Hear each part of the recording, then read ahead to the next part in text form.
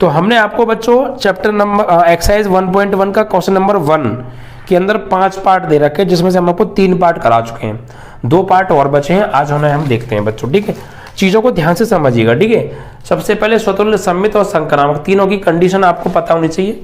मैं फिर आज लिख देता हूं, ऐसी कोई बात नहीं है। स्वतुल्य की कंडीशन क्या है कि for all A belongs to A implies that A belongs to R. सममित की कंडीशन है बच्चों for all A B belongs to R implies that B A belongs to R. संक्रामक, इसकी कंडीशन है बच्चों for all A B belongs to R, B C belongs to R implies that A C belongs to R होना चाहिए। ये तीनों conditions आप ध्यान रखिएगा। सवाल नंबर पहले से लेके लास्ट तक सवाल तक यही सब कुछ कराने वाला हूँ। बिल्कुल घोल के पिला दूंगा एक्सरसाइज को। ठीक है, आप लोग पढ़ा दोगे, ऐसा पढ़ा दूंगा मैं, आपको फिक्र करने की जरूरत नहीं है। ठीक है, चलिए, लेकिन पढ़ाना मत भाई सब, ऑनलाइन ध्यान रखना, ऑफलाइन पढ़ा लेना, कोई दिक्कत नहीं है। चलिए, तो पहला सवाल देखिए बच्चों क्या है। पहले का तीसरा सवाल तो हमने करा दिया था, चौथा सवाल आज हम कराने वाले हैं। पहले का चौथा सवाल है प्यारे। देखिए क्या कहा है, सवालों को पढ़ना बेहद जरूरी है। ठीक है, मैं जल्द ही कोशिश करूंगा कि आपको जो सवाल हैं वो स्क्रीन पर दिखाना स्टार्ट कर दूं। देखिए इन सब चीज़ों में बहुत ज़्यादा टाइम खर्च होता है और आप समझते हैं कि टाइम की शॉर्टेज है, तो सारी चीज़ें दिक्कत ये रहती हैं। तो मैं धीमे धीमे सारी चीज़ें इंप्रूव कर दूंगा। आपको बिल्कुल भी देखिए, अगर आप मुझसे मैथ पढ़ रहे हैं तो सबसे एक चीज़ कि आपको फिक्र नहीं करनी है बिल्कुल भी। मैं सब कुछ ऐसा करा दूंगा कि आप सोच नहीं सकते। ठीक है, फिक्र मत कीजिएगा बस। देखिए चौथा सवाल क्या है, समस्त पूर्णांकों के समुच्चय z में, हमें समुच्चय दे रखा है z, और z क्या होता है, पूर्णांक, मैंने आपको बताया था। ठीक है, तो यहां जो समुच्चय दे रखा है बच्चों हमें, वो क्या दे रखा है, z है। यानी समुच्चय a बराबर क्या है, समुच्चय इसको हम a मान लेते हैं, a बराबर हमें दे रखा है z, और z क्या होता है बच्चों, पूर्णांक संख्याएं। ठीक है, क्या होता है, पूर्णांक संख्याएं। यानी हम इसे ये भी कह सकते हैं कि minus infinite dot dot dot dot -2 -1 0 +1 +2 dot dot dot dot plus infinite. ये सब संख्याएं इस z के अंदर यानी पूर्णांक होती हैं। बस नेगेटिव नंबर कोई नहीं आता है पूर्णांक के अंदर। ठीक है, पूर्णांक का है ना, पूर्ण कहाँ है या पूर्णांक कहाँ है, सॉरी z क्या है, पूर्णांक है।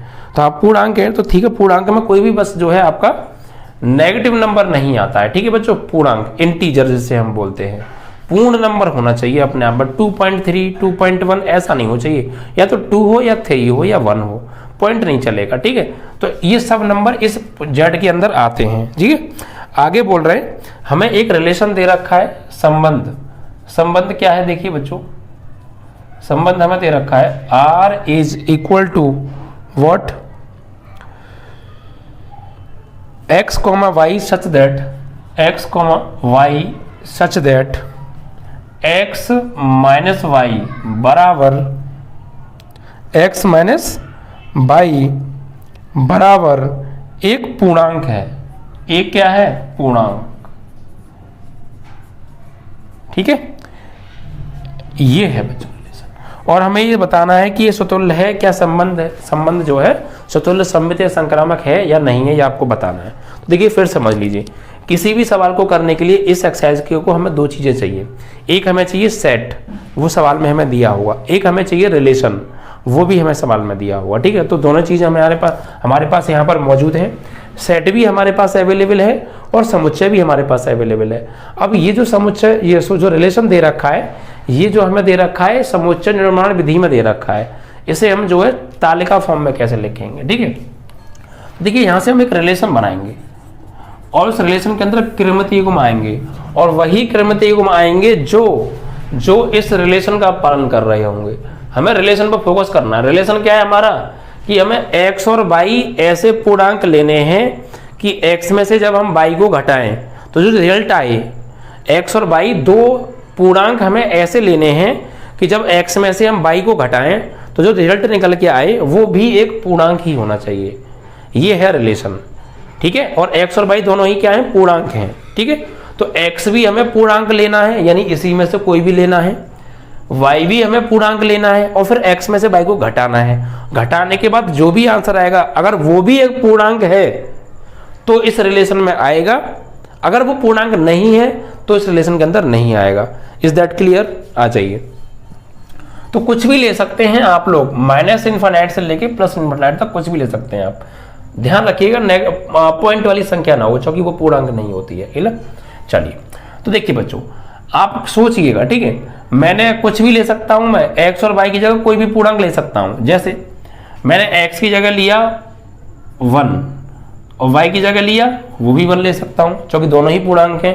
तो x का मान लिया 1 वो भी पूर्णांक है, y का मान लिया 1 वो भी पूर्णांक है।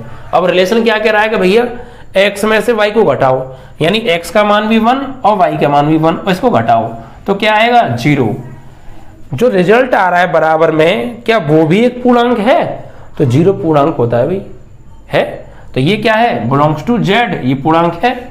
तो इसका मतलब ये हो गया कि 1,1 R के अंदर आ सकते हैं, क्योंकि 1,1 इस रिलेशन का पालन कर रहे हैं कि भाई 1 में से 1 घटाएंगे तो जो 0 आ रहा है और वो एक पूर्णांक है और यही रिलेशन है। तो इस रिलेशन का पालन हो रहा है, और अगर रिलेशन का पालन हो रहा है, रिलेशन फॉलो हो रहा है, तो इसके अंदर ये आ सकते हैं। Is that clear? तो ऐसे ही और क्या क्या ले सकते हैं? 1,1 आ सकता है, 2,2 आ सकता है, क्योंकि 2 में से 2 घटाऊंगा तो 0 आएगा, आएगा नहीं आएगा। 3,3 आ सकता है, क्योंकि 3 में से 3 घटाऊंगा 0 आएगा, पूर्णांक है। 4,4 भी आ सकता है, क्योंकि 4 में से 4 घटाऊंगा पूर्णांक है। ऐसे ही डॉट डॉट इनफाइनाइट तक सभी आ सकते हैं या नहीं? ऑफ कोर्स आ सकते हैं। तो 1,1 2,2 डॉट डॉट डॉट डॉट ऐसे ही आगे तक जितने भी नंबर हैं सब आ जाएंगे। ठीक है, सब आ जाएंगे। ऐसे ही कॉमा, फिर उसके बाद -1 आ सकता है, बिल्कुल आ सकता है, क्योंकि -1 में से जब -1 को घटाएंगे तो 0 आएगा, और 0 जो आएगा वो एक पूर्णांक है। तो -1 -1 आ सकता है, -2 -2 ले सकते हैं, and dot dot minus infinite. ऐसे ही प्लस इनफाइनाइट तक आ सकते हैं। तो आप समझ पा रहे हैं मेरी कहने का मतलब क्या है? ऐसे आपको x और y 2 पूर्णांक लेने हैं। पूर्णांक क्या होते हैं? -इनफाइनाइट से प्लस इनफाइनाइट तक जितने भी नंबर आ रहे हैं सब पूर्णांक के, बस पॉइंट नहीं आना चाहिए, ध्यान रखिएगा। ठीक है, तो हम कोई भी ले सकते हैं, x की जगह भी y की जगह भी।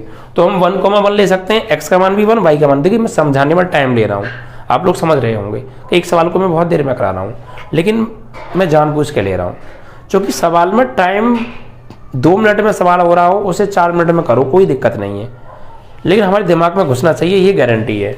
मैं आपसे को पढ़ा रहा हूँ तो मेरी एक ही जिम्मेदारी सबसे पहले बनती है कि मैं जो भी चीज़ आपको पढ़ा रहा हूँ वो आपको आनी चाहिए किसी भी कीमत पर, चाहे फिर मुझे 1 घंटे में पढ़ाऊँ या 1 मिनट में। क्योंकि अगर आपके समझ में आ गई तो आप पेपर में जल्दी कराएंगे, क्योंकि मैं आपको सिर्फ सिखा रहा हूँ, कॉपी नहीं लिख रहा हूँ मैं बोर्ड की कि एक क्वेश्चन 5 मिनट में मैं कर रहा हूँ तो बोर्ड में भी 5 मिनट में करके आएंगे। नहीं, वहाँ आपको किसी को समझाना नहीं है, वहाँ सिर्फ खुद को आपको करना है, तो वहाँ आप टाइम कम लेंगे। यहाँ मैं आपको लिखा रहा हूँ, समझा रहा हूँ, सारी चीज़ें अच्छे से अच्छा कोशिश कर रहा हूँ समझाने की, तो टाइम लग रहा है। तो कभी भी दिमाग में ये क्वेश्चन नहीं लाइएगा लास्ट तक कि सर थोड़ा टाइम ले रहे हैं। चीज़ों को अच्छे से समझना है तो टाइम तो आपको देना पड़ेगा। अगर मेरी बात से सहमत है तो कमेंट में यस जरूर लिख देना। ठीक है, चलिए।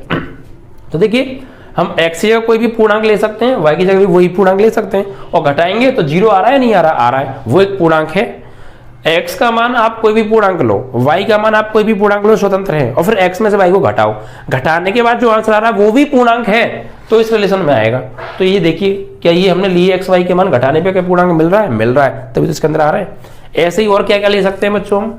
देखिए ऐसे ही 1,2 ले सकते हैं, क्योंकि 1 में से जब 2 घटाएंगे तो -1 आएगा, वो एक पूर्णांक है। 2,1 भी तो ले सकते हैं, तो 2 में से 1 घटाएंगे तो वो भी पूर्णांक है। ठीक है, -1, -2 ले सकते हैं, क्योंकि -1 में से -2 घटाएंगे तो +1 आएगा, वो एक पूर्णांक है।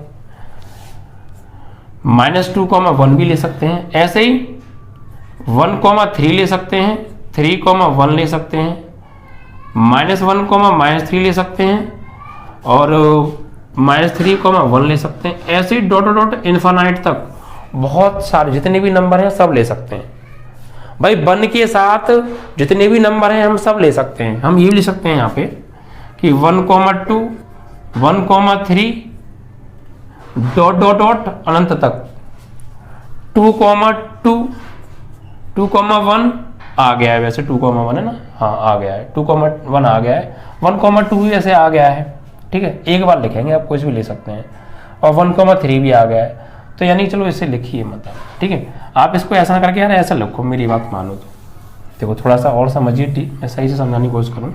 देखिए 1,2 आ सकता है, 1,3 आ सकता है, 1,4 आ सकता है, ऐसे ही 1,5, 1,6, 1,7, 1,8 डॉट डॉट इन्फिनिट तक सब आ सकते हैं, क्योंकि 1 में से आप किसी भी नंबर को घटाएंगे, दोनों पूर्णांक होने चाहिए, रिजल्ट जो मिलेगा वो भी एक पूर्णांक ही आएगा। समझ पा रहे होंगे आप लोग, आई होप। ऐसे ही आगे तक, ठीक है। ऐसे ही 2,1 आ सकता है, 2,2 आ गया है, 2,3 आ सकता है, 2,4 आ सकता है, एंड डॉट डॉट इन्फिनिट तक आ सकते हैं। ऐसे ही 3,1 आ सकता है, 3,2 आ सकता है, डॉट डॉट इन्फिनिट तक, 4,1, 4,2 इन्फिनिट, 5,1, 5,2 इन्फिनिट तक आ सकते हैं, 6,1, 6,2 आ सकते हैं, 7,1, 7,2 आ सकते हैं इन्फिनिट तक, इन्फिनिट तक, 8,1, 8,2, 8,3 डॉट डॉट इन्फिनिट आ सकते हैं। क्योंकि भाई इनको घटाइए आप, दोनों ही पल तो पूर्णांक हैं, और एक में से दूसरे को घटाइए, पूर्णांक ही मिल रहा है, तो सब आ सकते हैं भाई, सब आ सकते हैं। ये बात ध्यान रखिएगा, कोई भी दो पूर्णांक हों, आप एक पूर्णांक में से दूसरे पूर्णांक को घटाएंगे तो हमेशा आपको पूर्णांक ही मिलेगा। आप कुछ भी ले लीजिए जो आपका मन कर रहा हो, कोई भी दो पूर्णांक ले लो, कोई भी दो पूर्णांक ले लीजिए, अगर आप एक पूर्णांक में से दूसरे पूर्णांक को घटाएंगे तो हमेशा आपको पूर्णांक ही मिलेगा। ये बात आप नोट डाल के दिमाग में लिख लीजिएगा यहाँ पर, कि दो पूर्णांकों का अंतर, पूर्णांकों का अंतर हमेशा एक पूर्णांक होता है। ये बात आपको पता होनी चाहिए, और नहीं पता है तो आप इसको नोट डाल के लिख लीजिएगा दिमाग में, ठीक है, कॉपी पर भी। तो आप कोई भी दो पूर्णांक लीजिए एक्स और वाई की जगह पर, और उनको घटाइए, हमेशा रिजल्ट पूर्णांक ही मिलेगा, ठीक है। तो सब आ जाएंगे ऐसे इसमें, तो आपको सब लिख देने हैं, ठीक है। अब देखिए, अब हम चेक करेंगे यहाँ पर, ये बनाना जरूरी भी नहीं था, मैं आपको ये बात शुरू में ही बता सकता था, लेकिन थोड़ा सा प्रैक्टिकली जब हम लिखते हैं तो चीज़ें हमारे दिमाग में आती हैं कि हाँ भाई ये हो सकता है, इसीलिए मैंने आपको ये दिखाया करके। मैं आपको शुरुआत में भी ये बात बता सकता था कि दो पूर्णांकों को घटाएंगे तो पूर्णांक ही आएंगे, और मैं यहीं पे बात खत्म करके आगे भी बढ़ सकता था। नहीं, आपको हर चीज़ में प्रैक्टिकली भी दिखा रहा हूँ कैसे हो रहा है, तो चीज़ें और ज़्यादा अच्छे से दिमाग में आ रही होंगी। भाई मेरा टारगेट है आपको कि 100% दूँ, ठीक है। अब आपकी जिम्मेदारी बनती है आप मुझसे कितना % ले रहे हैं, आप कितनी मेहनत कर रहे हैं। चलिए अब हम बात करेंगे, यहाँ पे चेक करेंगे सबसे पहले स्वतुल्य। तो स्वतुल्य के लिए समझिएगा प्यारे, सबसे पहले कोई भी एलिमेंट आप सेट में से ले लो, और फिर उसका उसी के साथ रिलेशन आर के अंदर है या नहीं ये चेक करना है। तो अगर मैं बात करूं पूर्णांक की, तो पूर्णांक के अंदर तो जितने भी नंबर है सब आते हैं पॉइंट वालों को छोड़ के, तो क्या उन सभी का आपस में खुद के साथ रिलेशन है? तो है। देखिए 1,1, 2,2, 1,1, 1,2, 1,3, कोई से भी दो पूर्णांक ले लो, या 1,1, 2,2, 3,3, ये सब आ रहे हैं, तो हर एलिमेंट का अपने खुद के साथ में रिलेशन है। देखिए for all 1 belongs to A, 1 belongs to A है, 1 सेट ए का एलिमेंट है, तो 1,1 आर के अंदर है क्या? Implies that 1,1 belongs to R. Check करो 1,1 है। ऐसे ही 2 सेट ए का है तो 2,2 आर में होगा। 3 सेट ए का है तो 3,3 आर में होगा, है। -1 आर में है, ए में है, तो -1 आर में है। सब है, सभी के लिए इस नियम का, जितने भी पूर्णांक हैं सभी के लिए इस नियम का पालन हो रहा है, ठीक है। कोई भी दो पूर्णांक देखो, कोई भी पूर्णांक लो उसका खुद में से ही घटाएंगे, कोई भी पूर्णांक ले लो उसे अगर खुद में से ही घटाओगे तो 0 आएगा, 0 एक पूर्णांक है। तो हर एक के लिए ये कंडीशन फॉलो हो रही है, इसलिए जब सबके लिए फॉलो हो रही है, आपने चेक कर लिया, तो अब आप यहाँ पे फॉर ऑल का निशान लगा सकते हैं, ठीक है। तो for all 1 belongs to A implies that 1,1 belongs to R. अतः आर एक स्वतुल्य संबंध है। भाई पूर्णांक अनंत होते हैं, लेकिन हमने किसी एक पूर्णांक पर यह नियम लिख के दिखा दिया और आगे फॉर ऑल लगा दिया। इट मीन्स दैट जितने भी पूर्णांक हैं उन सभी के लिए इस नियम का पालन हो रहा है, ठीक है। चलिए अब बात करेंगे सममित की। सिमेट्रिक की स्वतुल्य हो गया आपका, सममित की बात कर रहे हैं हम। सममित की कंडीशन देखिए क्या होती है कि a कॉमा बी अगर R में है तो b कॉमा ए भी R में होना चाहिए, दोनों ही चीजें R में देखते हैं। तो चेक कर लीजिए यहाँ पर 2,3 है R में, तो 3,2 भी R में है। और वरना आप देख लीजिए अगर 2,3 है, 2 में से 3 घटाएंगे पूर्णांक आएगा -1, और 3 में से 2 घटाएंगे तो +1 आएगा, वो भी एक पूर्णांक है तो इसके अंदर होगा। क्योंकि एक पूर्णांक को दूसरे पूर्णांक के घटाते हैं तो पूर्णांक ही आएगा, और आएगा तो वो इसके अंदर मौजूद जरूर होगा। तो ऐसे ही आप 2,4 लो, -2 आएगा, एक पूर्णांक इसमें है, तो 4,2 भी इसके अंदर जरूर होगा, क्योंकि 4 में से 2 घटाएंगे तो 2 आएगा, वो एक पूर्णांक है तो वो इसके अंदर जरूर होगा। ठीक है, जरूर होगा। तो ऐसी सभी एलिमेंट के लिए इस नियम का पालन होगा। तो फॉर ऑल आप कोई भी एक लिख दीजिए, 2,3 belongs to R implies that 3,2 belongs to R। इस कंडीशन को आपको लिख के दिखाना है पेपर में। आप चाहे तो a कॉमा ये वाली कंडीशन भी लिख के दिखा सकते हैं, a कॉमा b। मैंने आपको पहले पार्ट में ऐसे दोनों, मैंने आपको जो पहला वीडियो प्रोवाइड किया है उसमें मैं दोनों तरीके से सवाल कराए थे आपको। आप ऐसे भी लिख सकते हैं या पेपर में आप ऐसे भी लिख सकते हैं, आपके ऊपर डिपेंड करता है। ठीक है, तो आप लोग पहले वीडियो में जाकर देख लीजिएगा, हर सवाल में वो चीज़ नहीं करा सकता ना, टाइम ज़्यादा जाता है। ठीक है, तो ये क्लियर हो गया। तो यहाँ लिखेंगे अतः R एक सममित, अतः R एक सममित संबंध है। ठीक है, R स्वतुल्य भी है, R सममित भी है। अब R संक्रामक की चेक करते हैं। देखिए संक्रामक के लिए तो देखिए आप कोई भी एलिमेंट ले लीजिए। देखिए जैसे आपने लिया 2,1 R में है भाई, कंडीशन क्या होती है, यहाँ पे आ जाइए। संक्रामक के लिए a, b R में होना चाहिए पहले, b, c भी R में होना चाहिए, तब हम चेक करेंगे क्या a, c भी R में है। अगर है और ये सभी जितने भी क्रमित युग्म R के अंदर आ रहे हैं उन सभी के लिए इस नियम का पालन हो रहा है, तो हम कह देंगे कि वो एक संक्रामक रिलेशन है। ठीक है, तो देखिए आप यहाँ पे चेक कर सकते हैं 2,1 R में है, फिर 1,2 R में है, 2,1 R में है, 1,2 R में है। इट मीन्स कि ये A और B हो गया और ये B और C हो गया। तो फिर A, C 2,2 भी R में है क्या, तो 2,2 R में है। तो क्लियर ना, 2,A, B यानी ये सेकंड वाली वैल्यू और इसकी फर्स्ट वाली वैल्यू सेम होनी चाहिए, ऐसा लेना है आपको। तो A, B यानी 2,1 है, B, C यानी 1,2 है, तो फिर A, C 2,2 भी R में होना चाहिए है। तो और चेक कर लीजिए किसी को, 3,1 R में है, 1,2 R में है, 3,1 A, B हो गया, फिर 1 B, C हो गया। देखिए A, B यानी 3,1 R में है, B, C यानी 1,2 R में है, तो फिर A, C 3,2 भी R में होना चाहिए। तो 3,2 देख चेक कर लो, 3,2 R में होगा। ऐसे ही आप किसी को भी चेक करिए, सभी पूर्णांकों के लिए ये वाली बात सत्य होगी। बस ये है कि यहाँ पर लिख के नहीं दिखाया जा सकता, बहुत सारे बनेंगे इनफाइनाइट, आप इसको सिर्फ सोच सकते हैं। ठीक है, तो यहाँ पर हम लिख देंगे फॉर ऑल, किसी एक का एग्जांपल दे दीजिए कि 3,1 belongs to R, 1,2 belongs to R implies that A, C यानी 3,2 भी बिलोंग्स टू R है। और फॉर ऑल लगा दिया, इट मीन्स दैट कि इस R के अंदर जितनी भी क्रमित युग्म आ रहे हैं उन सभी के लिए इस नियम का पालन हो रहा है। सही है, तो यहाँ लिखेंगे अतः R एक संक्रामक संबंध है। Is that clear? तो R स्वतुल्य भी है, सममित भी है और संक्रामक भी है। यही तीनों हमें चेक करने थे। अगर आपसे इस क्वेश्चन में एक चीज और पूछ लेता, क्या R एक तुल्यता संबंध है, तो फिर हमारा जवाब होता हाँ, क्योंकि वह रिलेशन जो स्वतुल्य भी होता है, सममित भी होता है और संक्रामक भी होता है, तो फिर वो एक तुल्यता भी होता है। अगर इन तीनों में से कोई एक भी नहीं है तो तुल्यता नहीं होता है। तुल्यता हमसे आगे जाके पूछा जाएगा, अभी नहीं पूछा है, बट मैं अभी से आपको बता के चल रहा हूँ, कोई दिक्कत नहीं है। तो ये पहला सवाल आपका कंप्लीट हो गया। आई होप थोड़ा सा टाइम लगा, लेकिन चीज़ों को देखिए, अभी हम ना 12th में नई प्रवेश किया है हमने, अभी हमें 12th के बारे में कोई जानकारी नहीं है।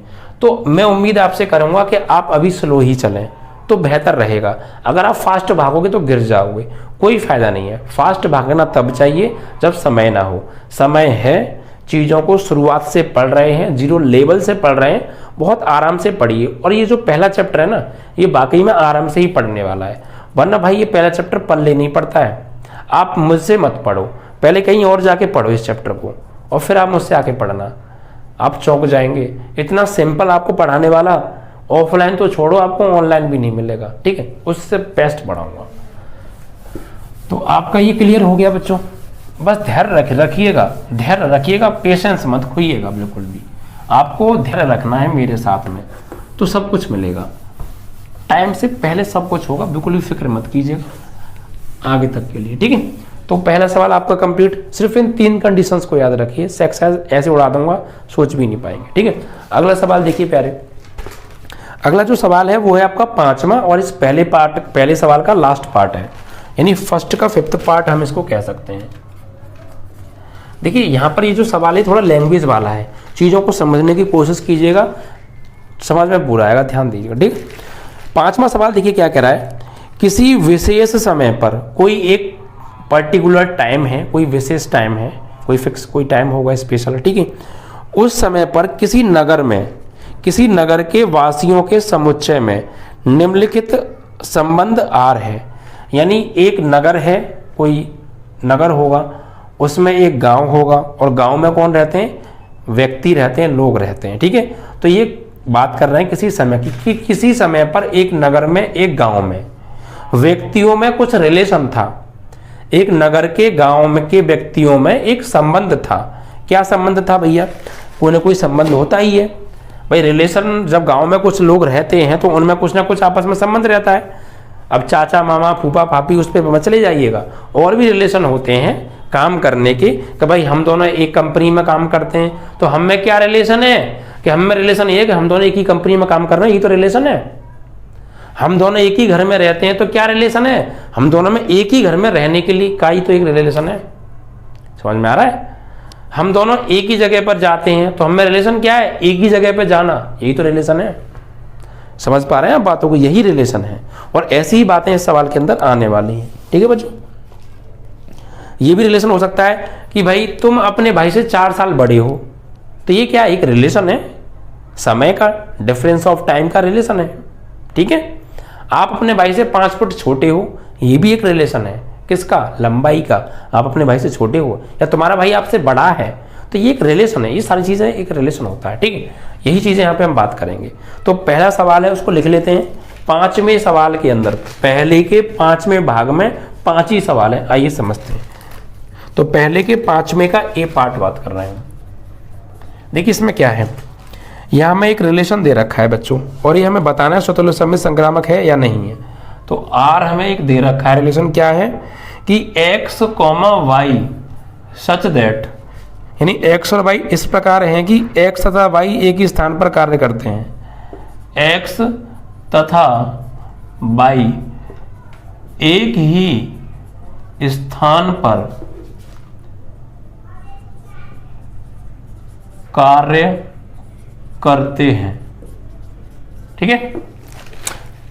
देखिए ध्यान से समझिएगा, हमें कुछ नहीं करना है, सिर्फ 3 चीजों पर फोकस करना है। कौन सा, किसी भी एलिमेंट का खुद के साथ रिलेशन है तो समतुल्य है। ए व्यक्ति का बी के साथ रिलेशन है तो बी का ए के भी साथ रिलेशन होना चाहिए, अगर है तो सम्मित है। ए व्यक्ति का बी व्यक्ति के साथ रिलेशन है और बी का सी के साथ रिलेशन है, तो फिर ए का सी के साथ भी रिलेशन होगा, अगर है तो संक्रामक है। बस 3 चीजों पर फोकस कीजिएगा, ऐसे सवाल खत्म कर दूंगा बिल्कुल क्लियरिटी के साथ। देखिए हमें यहाँ स्वतुल्य समय संक्रामक 3 चीज चेक करनी है। तो पहले हम बात करेंगे किसके लिए, स्वतुल्य के लिए। स्वतुल्य, असतुल्य के लिए क्या होना जरूरी है कि एक एलिमेंट का खुद उसी एलिमेंट के साथ में अपने आप के साथ रिलेशन होना चाहिए। तो रिलेशन क्या है, ये बात ध्यान दीजिए आप। यहाँ पे रिलेशन क्या है बच्चों, रिलेशन है कि x और y एक ही स्थान पर कार्य करते हैं, ये है रिलेशन। x और y एक ही जगह, वो है रिलेशन। एक ही जगह पर x और y एक ही जगह पे काम करते हैं, एक ही जगह पर, ये है रिलेशन। समझिएगा, एक्स और वाई एक ही जगह पर, ये पॉइंट मेन है, एक ही जगह पर काम करते हैं, ये है रिलेशन। अब यही इसी पॉइंट पर हमें काम करना है। देखिए शतुल्य में एक एलिमेंट का उसी एलिमेंट के साथ रिलेशन देखते हैं हम, देखते हैं नहीं देखते हैं तो बस आ जाइए। अब मुझे ये बताइए, अगर x एक जगह काम कर रहा है तो x, x किस जगह काम कर रहा होगा बताइए। भाई x है, x किसी एक कमरे में काम कर रहा है, तो x, x कहाँ काम कर रहा होगा, वो भी तो उसी कमरे में कर रहा होगा। क्यों?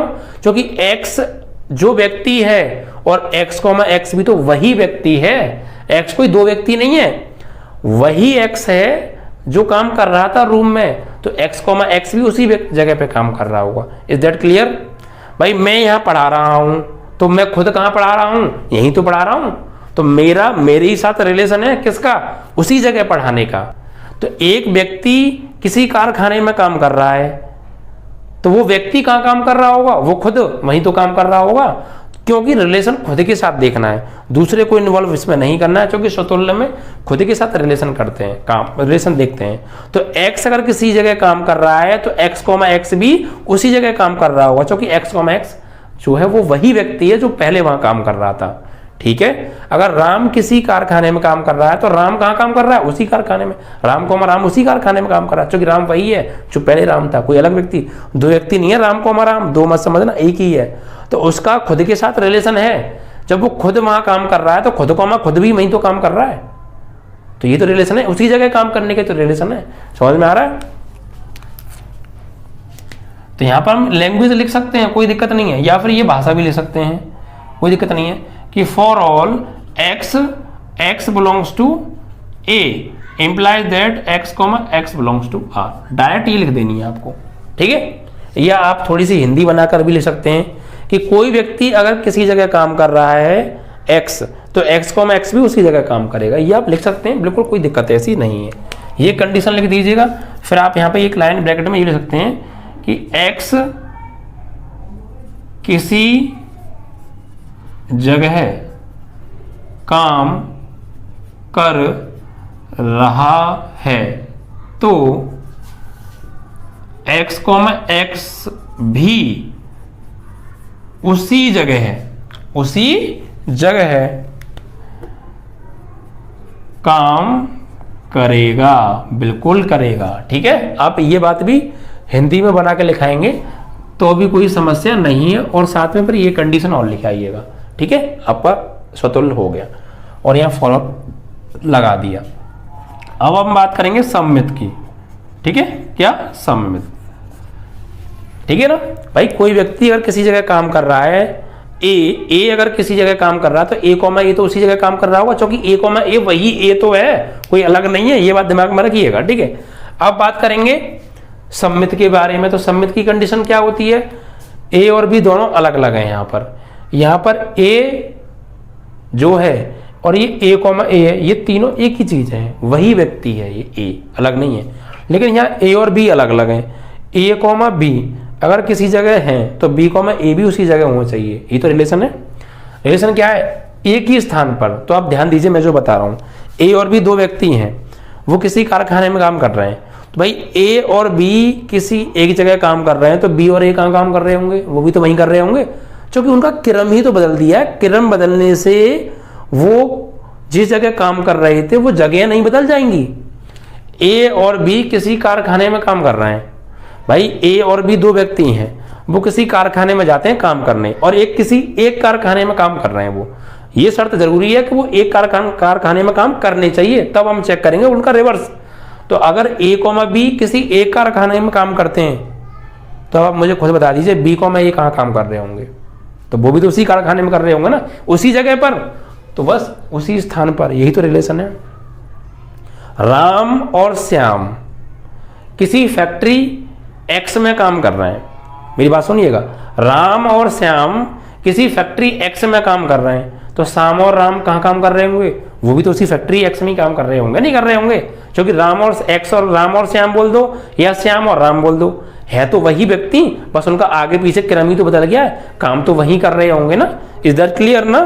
ओके। अगर आप और आपके भाई आप और आपके भाई एक घर में रहते हैं, तो आपके भाई और आप कहाँ रहते हैं? अरे यार उसी घर में तो रहते हैं, तो उसी जगह पर रिलेशन आ रहा है ना निकल के, एक ही स्थान पर। समझ में आया? तो बस है क्या सम्मित। तो आप यहां लिख सकते हैं for all x, y belongs to r implies that y, x belongs to r। और फॉर ऑल सभी के लिए फॉलो करता है, ठीक है। तो यहां पर हम ये लिख सकते हैं, हिंदी में भी लिख सकते हैं कि x, y अगर किसी एक जगह पर काम करते हैं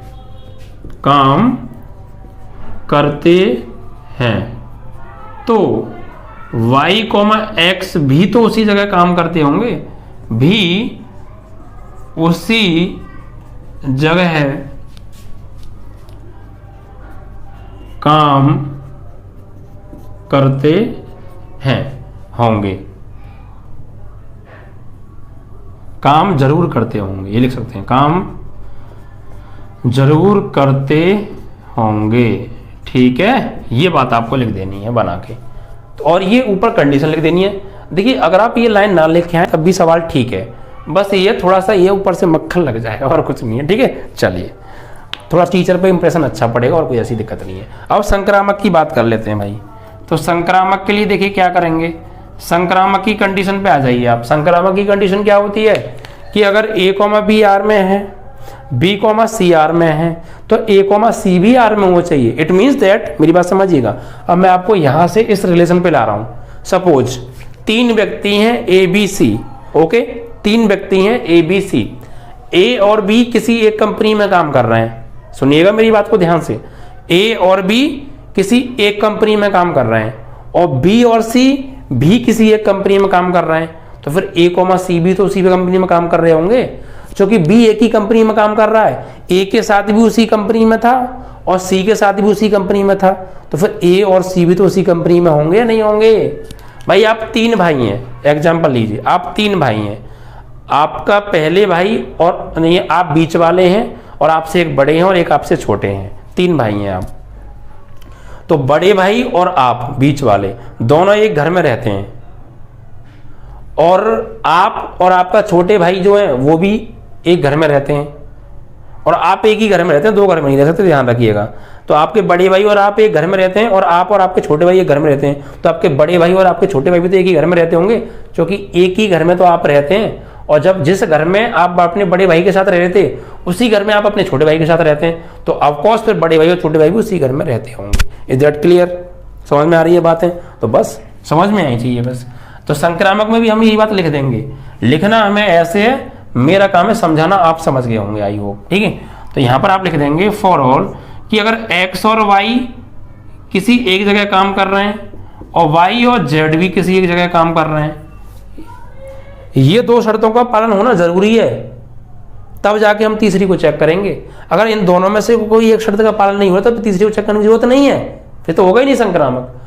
लेकिन संक्रामक के लिए हम ये मान रहे हैं कि x और y किसी एक कंपनी में काम कर रहे हैं और y और z भी एक जगह ही काम कर रहे हैं, तो x और y एक जगह काम कर रहे हैं और y और z भी एक जगह काम कर रहे हैं, तो x और z ऑफकोर्स एक जगह काम कर रहे होंगे या नहीं कर रहे होंगे भाई? x, ये जो y है और ये जो y है ये एक ही आदमी है, अलग अलग नहीं है, ये y और ये y एक ही है। तो ये जो y है x के साथ जिस जगह काम कर रहा है, तो ये y जिस जगह काम कर रहा है y उसके साथ z जो है, मतलब जो ये y जो आदमी है ये x के साथ जिस जगह काम कर रहा है यही y z के साथ उसी जगह काम कर रहा है, तो फिर ऑफकोर्स x और z भी उसी जगह काम कर रहे होंगे।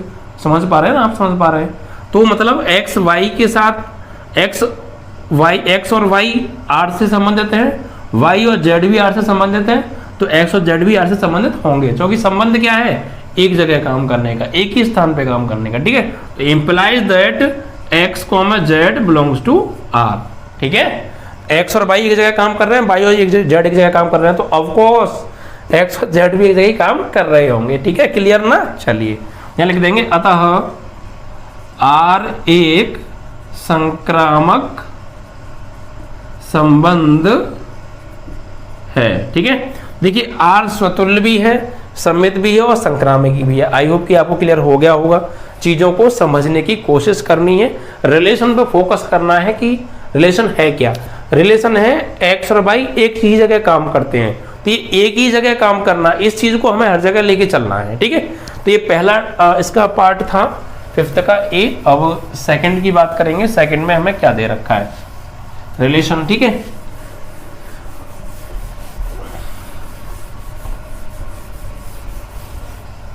अगला जो पॉइंट है उसमें कहा है कि एक्स और वाई एक ही मोहल्ले में रहते हैं, एक्स और वाई एक ही मोहल्ले में रहते हैं। बी पार्ट है, बी पार्ट कि आर रिलेशन है कि X comma Y such that X व वाई एक ही मोहल्ले में रहते हैं। तो ये बताना है क्या सतुल्य है, क्या ये सम्मित है, क्या ये संक्रामक है रिलेशन।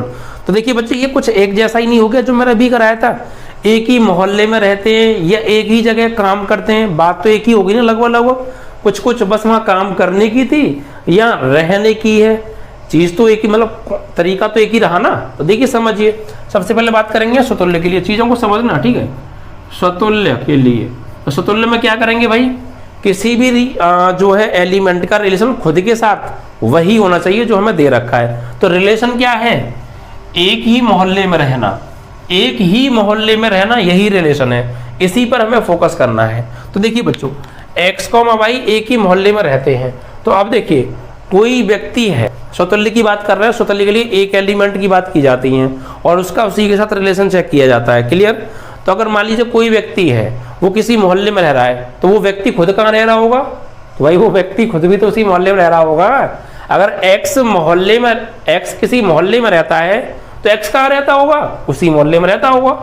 एक्स कौन है, वही व्यक्ति है जिसके बारे में हम बात कर रहे हैं, ठीक है। चीज़ों को समझ में आ रहा है ना।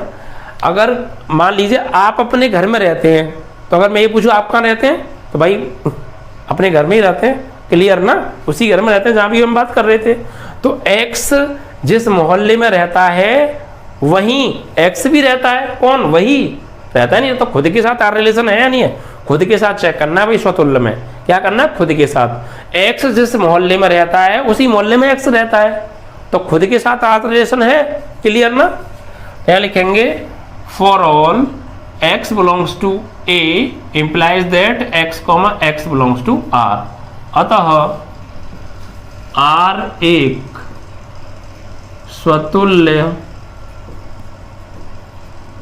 संबंध है, ठीक है। आप लिख भी सकते हैं एक्स जिस मोहल्ले में रहता है तो एक्स कॉमा एक्स भी उसी मोहल्ले में रहता होगा, क्योंकि एक्स कॉमा एक्स वही व्यक्ति है, एक्स, क्लियर। तो यहां लिख देंगे एक्स जिस मोहल्ले में रहता है, एक्स कॉमा एक्स भी उसी मोहल्ले में रहता है, ठीक है। ये लैंग्वेज आप लिख भी सकते हैं, जरूरी भी नहीं है, सिर्फ वही काफी है, ठीक है। अब बात करेंगे सम्मित की, तो ध्यान से समझिएगा बच्चों। सम्मित की कंडीशन क्या होती है कि A comma B belongs to R implies that b comma a belongs to r। It means कि a कॉमा b जिस मोहल्ले में रहते हैं, a कॉमा b है वो किसी मोहल्ले में रहते हैं, तो फिर b कॉमा a कहाँ रहते होंगे, वो भी तो उसी मोहल्ले में रहते होंगे। क्रम ही तो बदल गया, मोहल्ला चेंज तो नहीं हो गया ना, क्लियर ना। तो बस अगर x और y किसी मोहल्ले में रह रहे हैं, कोई मोहल्ला है मान लीजिए m, x और y m मोहल्ले में रह रहे हैं, तो y और x भी तो उसी मोहल्ले में रह रहे होंगे भाई। कोई राम है और श्याम है, राम और श्याम है, वो किसी एक्स मोहल्ले में रह रहे हैं, तो श्याम और राम कहाँ रह रहे होंगे, उसी मोहल्ले में रह रहे होंगे भाई, क्लियर ना, उसी मोहल्ले में होंगे बस। तो X comma Y belongs to R implies that Y comma X भी बिलोंग्स टू आर, होगा नहीं होगा, क्योंकि रिलेशन क्या है, एक ही मोहल्ले में रहना, क्लियर। तो for all x comma Y belongs to R implies that Y comma x belongs to R. अतः आर एक सम्मित संबंध है, ठीक है। चीजें समझ में आ रही है ना। अगर आप और आपके दोस्त एक मोहल्ले में रह रहे हैं, तो आपके दोस्त और आप, उल्टा बोलना है, पहले मैंने बोला आप और आपके दोस्त, अब बोलना है आपके दोस्त और आपके आप, उल्टा करके बोलना है। तो आप और आपके दोस्त जिस गांव में रहते हैं, तो आपके दोस्त और आप कहाँ रहते होंगे, उसी गांव में रहते होंगे ना। तो x, y belongs to r, तो y, x belongs to br। r क्या है, एक रहना, ठीक है। तो लिख देंगे आप x, y जिस मोहल्ले में रहते हैं, तो y, x भी उसी मोहल्ले में रहते होंगे, ठीक है। हिंदी में लिख दीजिएगा आप चाहें तो, कोई दिक्कत नहीं है। उसका आते हैं संक्रामक की बात करेंगे। संक्रामक में क्या होगा भैया, देखिए 3 लोग हैं ए बी सी, ए और बी किसी मोहल्ले में रहते हैं और बी और सी भी उसी मोहल्ले में रहते हैं। तो ऑफकोर्स भाई ए और सी भी उसी मोहल्ले में रहते होंगे ना। क्लियर ना, चीजें क्लियर हो रही हैं, ऐसी हो जाएंगी, टेंशन मत लीजिएगा। हम यहाँ पे 3 क्यों ले रहे हैं, क्योंकि भाई संक्रामक संबंध में 3 के बीच में रिलेशन बनाया जाता है। x, y, y, z, z, x, y, y, z और x, z 3 होने चाहिए। संक्रामक के लिए 3 का होना आवश्यक है, सम्मित के लिए 2 का और संक्रामक के लिए 1 का होना आवश्यक है, ठीक है। तो यहाँ पर हम लिखेंगे for all x, y belongs to r, यानी x और y एक मोहल्ले में रहते हैं, इसलिए तो बिलोंग्स टू r है, क्योंकि r क्या है, एक मोहल्ले में रहना। तो x और y एक मोहल्ले में रहते हैं, इसका मतलब x और y r से बिलोंग कर रहे हैं, और y, z भी बिलोंग्स टू r है। इट मींस कि x और y जिस मोहल्ले में रहते हैं उसी मोहल्ले में y और z रहते हैं। तो इतना तो होना चाहिए पहले चेक करने के लिए, ये 2 चीज तो सेटिस्फाई होनी चाहिए, तब हम तीसरी चेक करेंगे।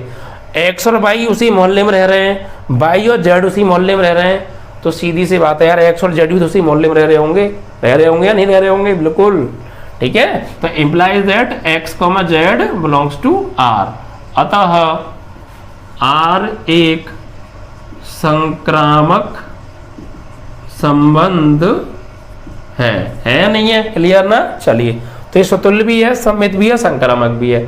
बी पार्ट कंप्लीट हो गया। अब सी पार्ट में क्या कहा है, एक्स वाई से ठीक 7 सेंटीमीटर लंबा है।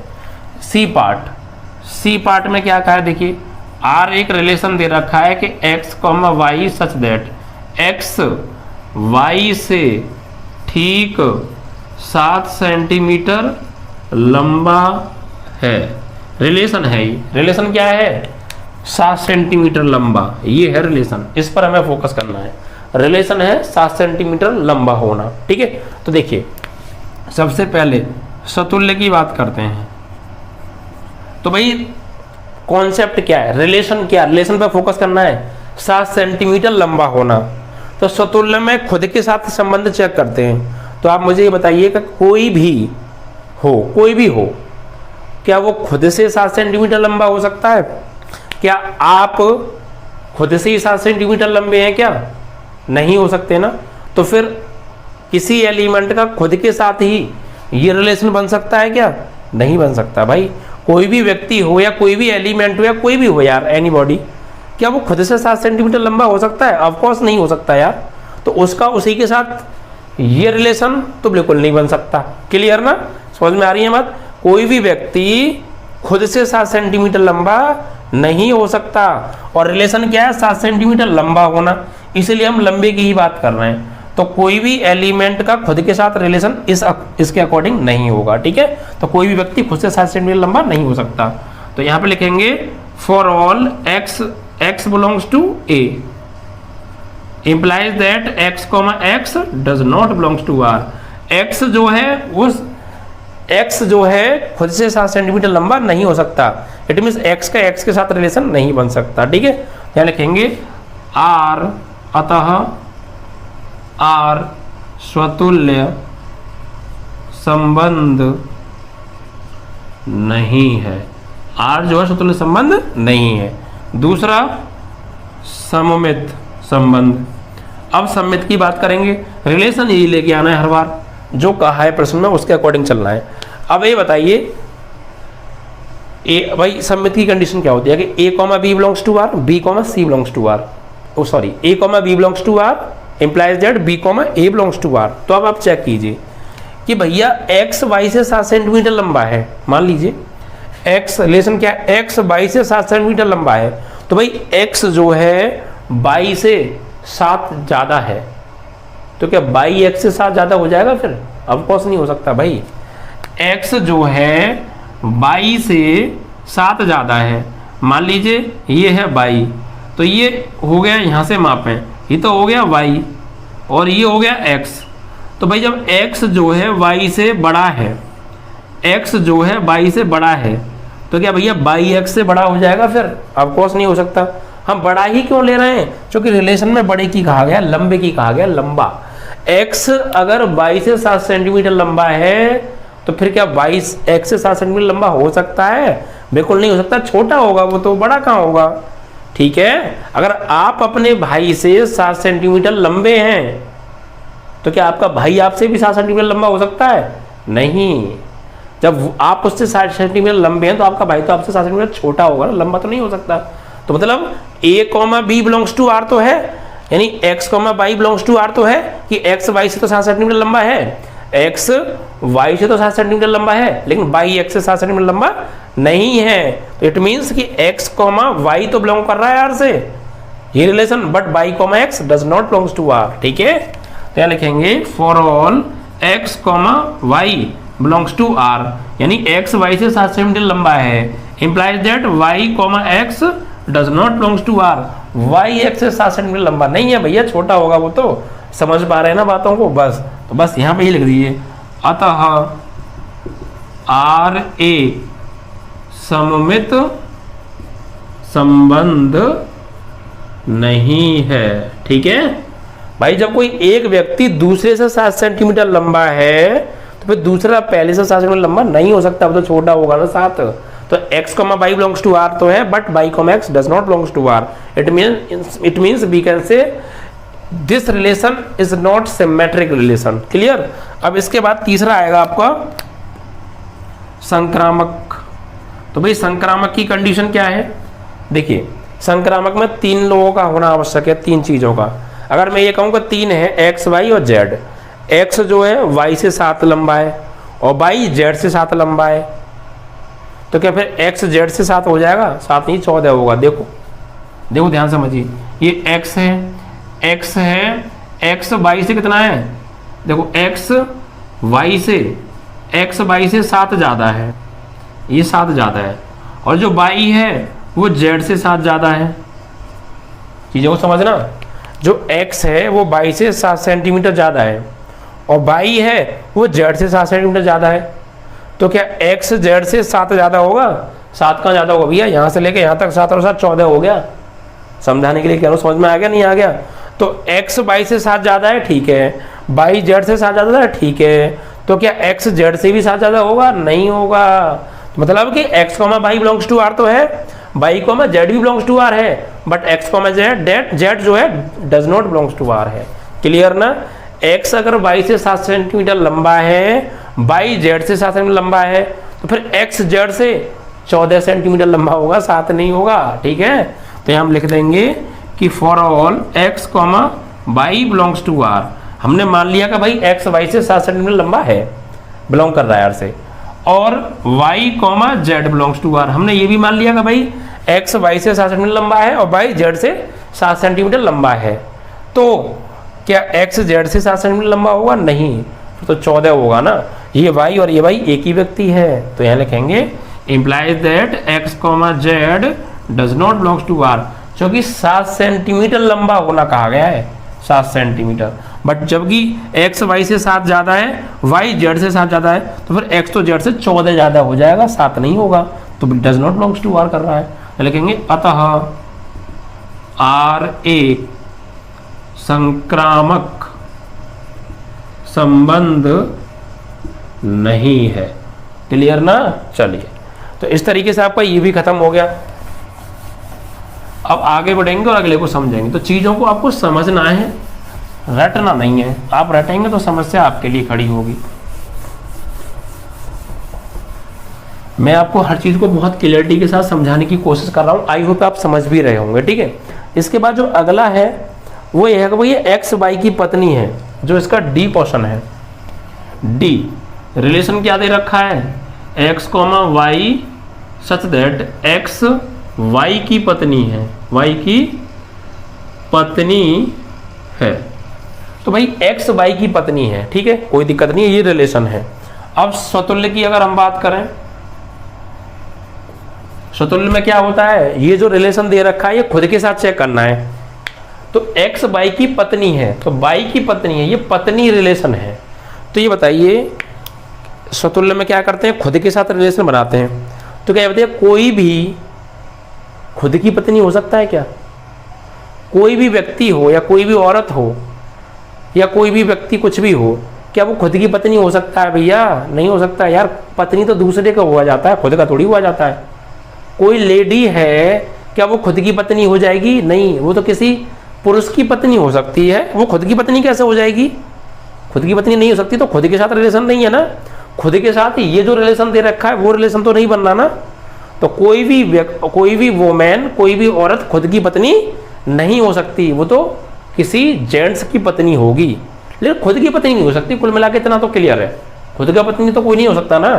क्या लिखेंगे, for all x belongs to a implies that x, does not belongs to r। ठीक है, x बिलोंग्स टू r तो है, but x, does not belongs to r। तो इसका मतलब क्या है, r स्वतुल्य नहीं है। ठीक है। दूसरा सम्मित। सम्मित में कैसे चेक करेंगे, x बाई की पत्नी है, ठीक है, तो क्या बाई फिर x की पत्नी हो जाएगा? नहीं, वो तो पति होगा भाई। समझ पा रहे हैं ना आप? x जो है y की पत्नी है, तो बाई x की क्या होगी फिर? पति होगा। x बाई की पत्नी है तो बाई x का क्या होगा? पति। लेकिन रिलेशन क्या है, पत्नी होना चाहिए। तो भाई ऐसे कैसे हो जाएगा? कोई भी पति पत्नी कैसे बन सकता है? नहीं बन सकता ना। x अगर बाई की पत्नी है तो बाई x का पति होगा, ना कि पत्नी। तो x, y does not belongs, x, y तो बिलोंग टू r है, but y, x does not belongs to r। क्या लिखेंगे, for all x, y belongs to r implies that y, x does not belongs to r। अतः r सम्मित संबंध नहीं है। ठीक है। संक्रामक आप हिंदी बना के लिखना चाहें तो लिख भी सकते हैं कि x y की पत्नी है तो y x की पत्नी नहीं हो सकती है, ऐसे। ठीक है। अब संक्रामक में तीन चीज चाहिए, तीन चाहिए। मान लो x है, y है और z है। तो x जो है वो y की पत्नी है, तो भाई जब x जो है y की पत्नी है, x पत्नी है किसकी? y की, तो x क्या होगी? महिला, और y क्या होगा? पुरुष। तो सीधे ध्यान रखिएगा, x जो है y की पत्नी है, हम ये मार रहे हैं, तो x अगर पत्नी है तो महिला होगी, और y की पत्नी है तो y क्या होगा? पुरुष होगा। तो फिर x, y belongs to r तो है, y, z does not belongs to r। क्योंकि जब x y की पत्नी है तो y z की पत्नी नहीं हो सकती है भाई। y तो पुरुष है और z की पत्नी कैसे हो सकता है? पुरुष। पुरुष तो पति होता है, पत्नी कैसे हो सकता है? नहीं होगा ना।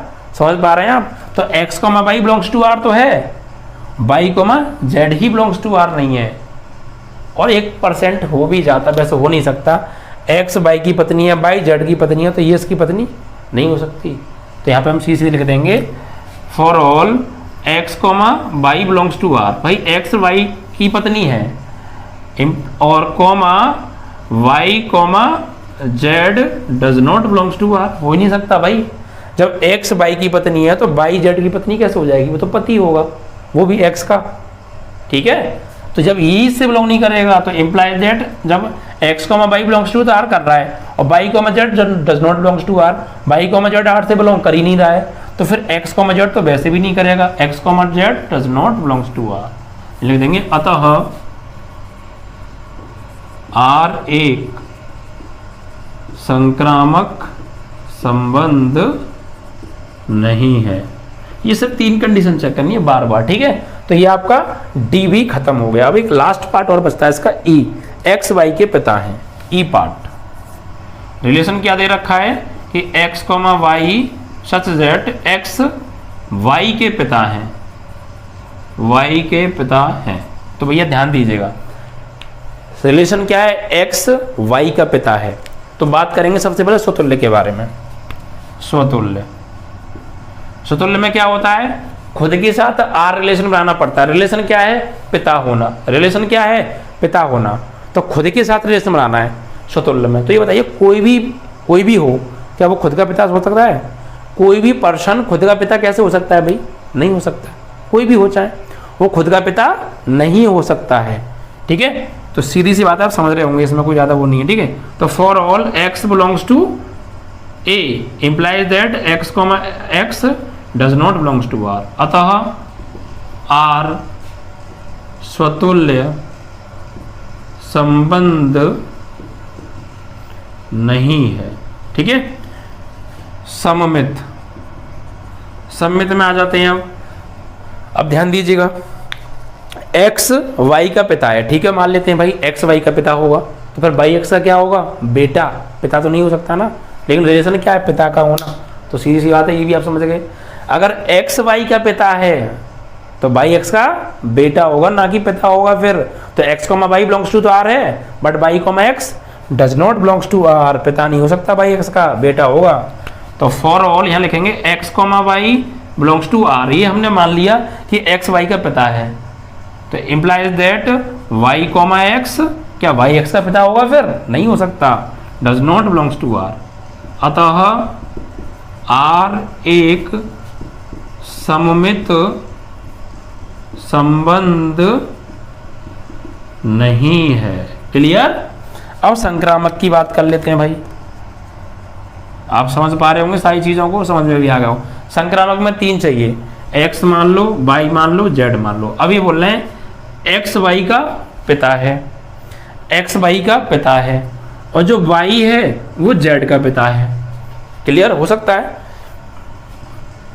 भाई, x y का पिता है और y z का पिता है, तो फिर x z का क्या होगा, पिता हो सकता है क्या, नहीं भाई, x y का पिता है और y z का पिता है, तो ये कौन हो गए, ये तो हो गए भाई दादाजी, दादाजी, और ये हो गए पिताजी, और ये हो गए पुत्र जी।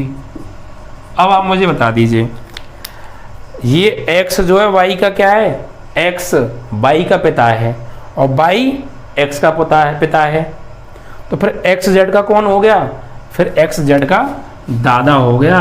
क्या हो गया, दादा। समझ में आ रही है नहीं आ रही, एक एग्जांपल देता हूं। ठीक है, आप या मान लीजिए आपके फादर हैं, पर्सनल मत लेना भाई, समझाने के लिए कर रहा हूं। ठीक है, एक व्यक्ति है या फिर आपके पिताजी हैं, ठीक है, आपके पिताजी जो है, आपके पिताजी या फिर आपके दादाजी हैं, ठीक, पर्सनल मत लेना, फिर बता रहा हूं मैं। ठीक है, आपके दादाजी हैं, आपके दादाजी के बेटे कौन है, आपके पापा जी, और आपके पापा जी के बेटे कौन है, आप। तो फिर क्या आपके दादाजी आपके पिताजी नहीं हो सकते, क्या होंगे, दादा होंगे, वो तो सीधी सी बात है। समझ पा रहे हैं ना बात हम, ठीक है। तो यहाँ पर लिखेंगे भाई कि for all x, y belongs to r, भाई x y का पिता है, ठीक है, y z का पिता है, ठीक है, तो इम्प्लाइज दैट x z का पिता नहीं हो सकता, दादा होगा, does not belongs to r, r एक संक्रामक संबंध नहीं है। ठीक है, तो यहां पर ना स्वतुल्य है, ना सम्मित है, ना संक्रामक है। इस तरीके से ये पहले पार्ट में 5 सवाल दिए थे, और पहले के 5 में भी फिर और 5 सवाल थे, तो कुल मिला के आज 6 सवाल हो गए। तरीके से ये 5 सवाल थे भाई, एक सवाल मत समझना ऐसे, और एक पिछला। तो इस तरीके से ये पहला आपका पार्ट खत्म होता है। पहले में 5 सवाल थे और उसके अंदर भी और 5 सवाल थे, कुल मिला 10 सवाल थे। तो आई होप कि आपको ये समझ में आए होंगे।